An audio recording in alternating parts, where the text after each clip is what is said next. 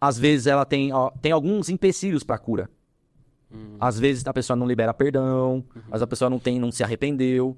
Tá? Por exemplo, quando chegou para Jesus, só para parafrasear isso que eu tô dizendo, quando chegou para Jesus o paralítico, Jesus não curou ele imediatamente. Primeiro Jesus disse assim, ó, filho, perdoados estão seus pecados. Adivinha quem se levantou contra Jesus?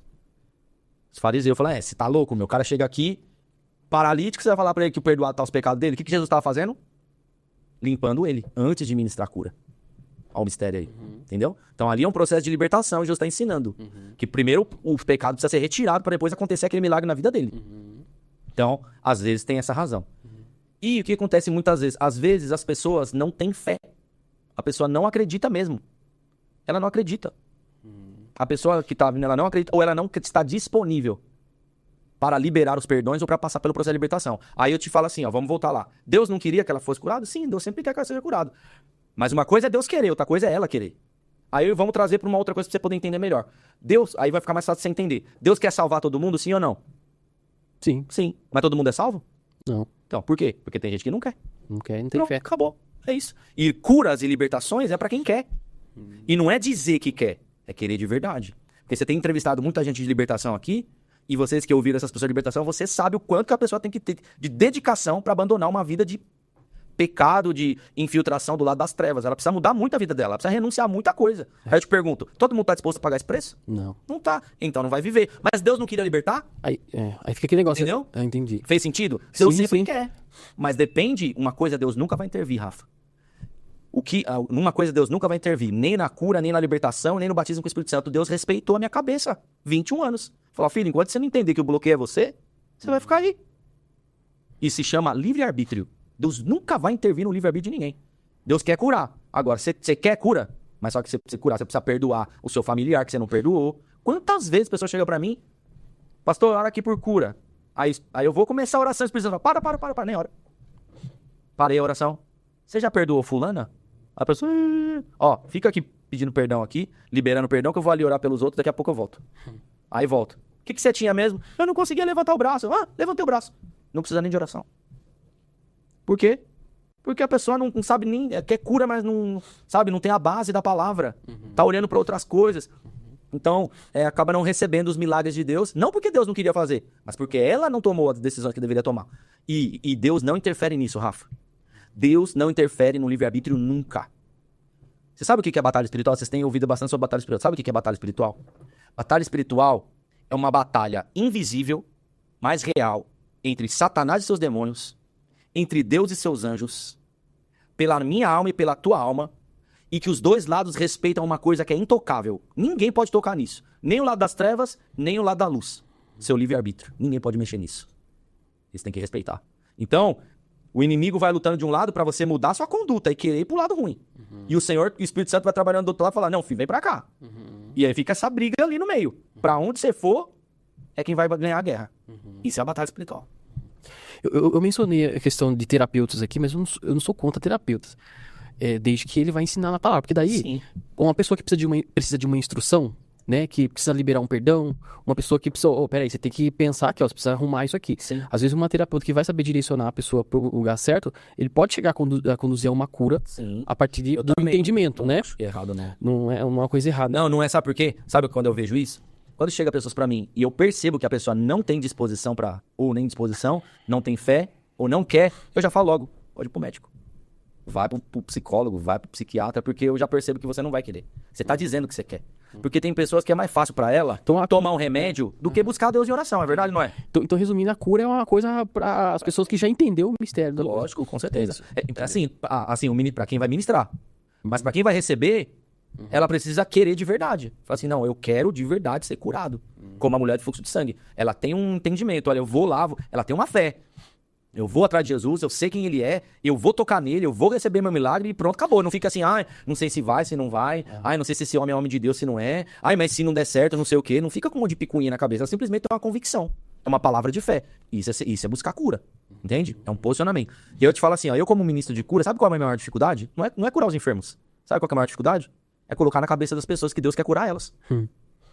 Elas não acreditam que Deus quer curar elas. Elas acham que Deus não quer. Aí Deus tá falando assim, eu quero. É vocês que não acreditam. Mas o Senhor não quer me curar. Mas, pastor, você acha que não demonizaram um pouco? Eu sei que tem alguns exageros e algumas coisas que é meio suspeita, né? Que divulgam. Mas você acha que não demonizaram um pouco as tal das igrejas neopentecostais e aí ficam criando dúvidas na cabeça das pessoas? Sim, também acho. Acho sim. Eu acredito que as pessoas falam mal de muita coisa que não entende. Né? Aí, ó. Falam mal de muita coisa que não entende. E eu acredito assim. De todos os lados, tá? Uhum. Os neopentecostal que perseguem os pentecostais, os pentecostal que perseguem o neopentecostal, e eu não tô nem ligando pra nenhum deles. Eu quero saber de Jesus. Né? Eu quero saber de Jesus. Eu anotei a chave que você falou aqui, ó, equilíbrio. Equilíbrio. Certo. Equilíbrio. Por exemplo, o monte. Sabe o que é o monte? Por que acontece uns movimentos diferentes no monte? Por que tem uma manifestação de poder no monte? Por que as pessoas vão pro monte que não tem na igreja? Sabe o que tem lá? Não tem placa. Não tem uma carteirinha, não tem alguém lá pra liderar, não tem, esse aqui é o pastor tal que tá chegando, esse aqui é o missionário não sei quem. Não, ali é todo mundo a mesma coisa. Tá todo mundo no escuro, ninguém nem vê a cara de ninguém lá. Todo mundo vai com o mesmo propósito, buscar Deus, buscar o Espírito Santo, ser cheio do Espírito Santo, ter um encontro com Deus. E sabe o que acontece? O poder de Deus vem. Porque não tem crítica. Tira aquela liturgia, né? Aquele negócio de você ficar seguindo sempre aquela mesma coisa, né? Exatamente. A liberdade, né? Exatamente. Seria isso. Exatamente. Tira essa liturgia. Eu falo assim, ó. A maioria dos milagres, das coisas sobrenaturais que nós vivemos, só acontecem... Sabe quando que vem o ministério com anjos? Quando a liturgia é quebrada. Quando tiver liturgia, não tem ministério com anjos. Quando a liturgia é quebrada, quando a ordem de homem é quebrada, quando a vontade de homem é quebrada, quando fala assim, é do meu jeito, começa a hora que eu quiser, é Deus falando, começa a hora que eu quiser, termina a hora que eu quiser, não na hora que vocês querem ir embora, não na hora que começou o Fantástico, não. Quando vocês estiverem dispostos, isso é um monte. Isso é depois que as ministrações que a gente vive, é tudo depois do culto. Né?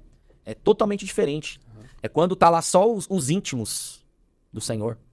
É nesse momento que acontecem as coisas. Entendi. Que nem o Monte da Transfiguração em Mateus 17. Que acontece lá.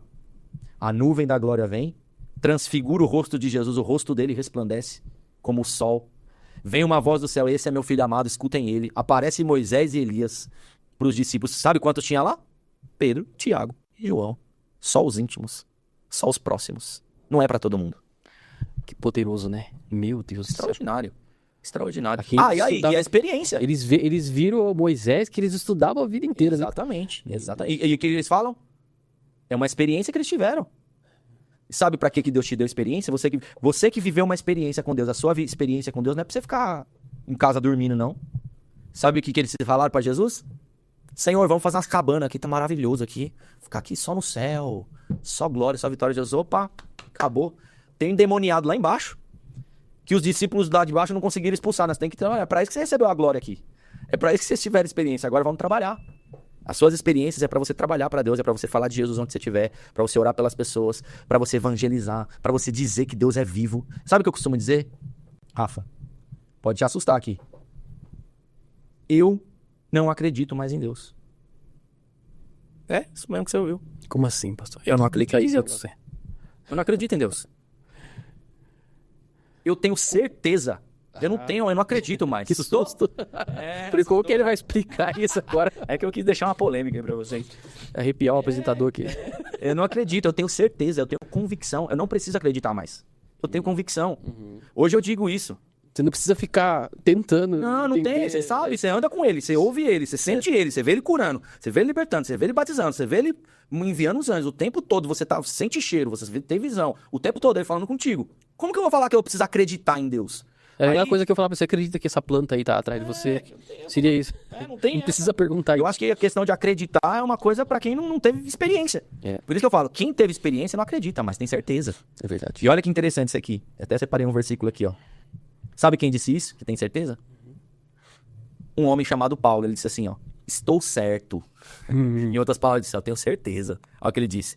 Estou certo de que nem a morte, nem a vida, nem os anjos, nem os principados, nem as potestades, nem o presente, nem o porvir, nem a altura, nem a profundidade, nem nenhuma outra criatura poderá me afastar do amor de Deus que está em Cristo Jesus. Sabe por que eu tô certo? Porque eu tenho experiência, querido.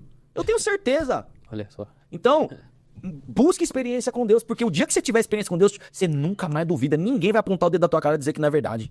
Você vai falar, eu sei que eu vivi. Se eu falar pra você, irmão, o batismo com o Espírito Santo é extraordinário. Eu sei que é extraordinário, porque eu sei o que eu vivi. Mas Deus não cura. Eu fui curado e eu vejo pessoas sendo curadas toda semana. Dezenas de pessoas. Eu sei que Deus cura de tudo. Nós já vimos câncer ser expelido na minha frente. Eu já vi pernas crescendo na minha frente. Eu já vi cego enxergando na minha frente. Eu já vi surdo ouvindo na minha frente. Como que eu vou falar que não acontece?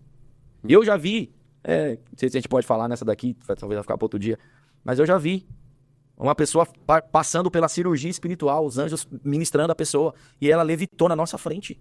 Você já mostrou pra mim isso aí. Você viu o vídeo, né? Eu posso falar pra vocês que eu vi esse vídeo e eu fiquei impressionado. Todo mundo aqui do podcast viu. E é que Eu sei que eu sei que você não pode mostrar. Eu não posso mostrar, mas é bom dar trabalho que o pessoal vai saber que é verdade, né? Eu vi. O pessoal, quando vai na igreja nunca tinha nossa, visto isso. na igreja, quando o pessoal vai na nossa igreja lá, a gente mostra o vídeo. É que eu não jogo, né? Não passo, porque senão pode... Aí começa a passar um pro outro, né? Mas quando vai lá, a gente mostra, quer ver? Quer ver no meu celular. E tá expondo pessoas também. Uma pessoa muito... E aí, com a cabeça que as pessoas têm, já criticam, então a gente não quis fazer. Mas foi uma experiência extraordinária que a gente viveu. E tinha 15 pessoas presentes naquele dia, que tiveram a vida transformada. Sabe o que aconteceu depois da experiência? Se levantaram como ministros do Senhor. Hoje eles ministram, batizam com o Espírito Santo. Hoje eles também ministram a cura. O pastor, você não acha que existe uma certa inveja também por parte de vocês que são pastores aí itinerantes, que acabam levando grandes multidões assim? Você acha que não tem uma certa... Não sei se eu posso falar inveja, sei lá. De pastores que vê vocês levando um grande número de pessoas assim? Eu acredito que existe, sim. Eu acredito que inveja sempre teve, né? Na história da humanidade e na palavra de Deus também teve, desde a época de José, desde Caim, né? Sempre teve e continua tendo. Mas não era pra ser assim, né? Sim. É uma coisa que entristece a gente. Porque o que a gente gostaria? Que todo mundo vivesse. Porque isso convidasse. não é meu. Quando a gente vai num lugar e o Senhor fala assim, às vezes eu vou num lugar e eu nem conheço a pessoa. Aí o Espírito Santo fala assim, dá tudo que você tem pra ele. Eu falo, nem conheço, sei nem quem ele é. Eu falo, eu oro e entrego. Falo assim, tudo que tá na minha vida, recebe aí. O cara recebe lá. Aí o Espírito Santo vê o que ele vai dar, o que ele não vai dar. Ele decide. Porque não é nosso, Rafa. Sim. É do Senhor. Sim, e nós estamos aqui pra falar, isso é meu, isso é... Eu acredito assim, que nem assim. Eu já passei por outros podcasts, estou aqui conhecendo você, tá sendo uma alegria.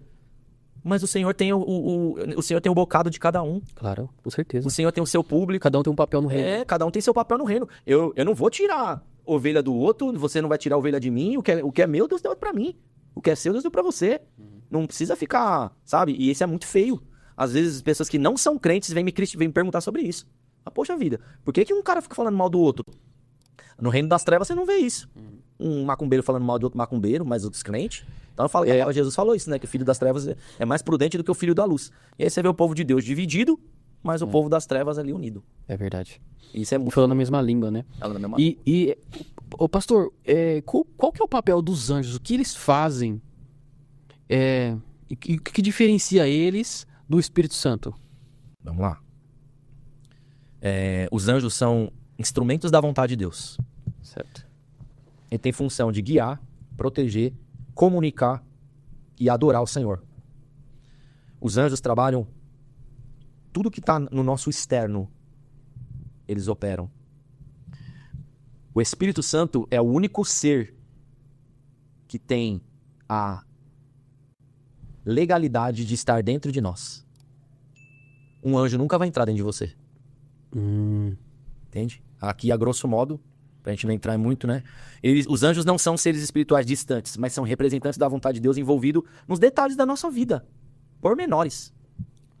Mas o Espírito Santo, pela palavra do Senhor, em João 16, o que o Espírito Santo faz? Ele convence do pecado, da justiça e do juízo, ele consola, ele é ajudador, ele fala conosco, ele age na alma, ele age dentro de nós. Tá. Isso, ele se conecta com o nosso espírito. Certo. Ele fala conosco. E os anjos trabalham no nosso externo, e isso que é tremendo. E aí eu falo assim, tem gente que fala, não, irmão, não precisa de anjo, não. A gente só precisa de Jesus. Não precisa de anjo. Pois é, mas Jesus precisava, né? Estranho. Os discípulos também. É assim, tem pessoas que são mais ungidas do que os discípulos, porque em Atos dos Apóstolos tem 28 capítulos e 16 vezes aparece a palavra anjo em Atos dos Apóstolos. 16 vezes. Os anjos ajudando ele. Anjos tirando Pedro da prisão, anjo conversando com Filipe no capítulo 8 de Atos, anjos falando com Paulo no barco em capítulo 27 de Atos, quando o barco está despedaçado, o anjo falando com Paulo, falando, não vai morrer ninguém não, fica tranquilo. Só vai perder a carga e o barco, mas vão se salvar. Pode ficar tranquilo, Deus vai te usar. Entregando uma mensagem. Anjo falando. Se você gostou desse corte, te convido a assistir a continuação dele. É só você clicar no link que está na descrição desse vídeo.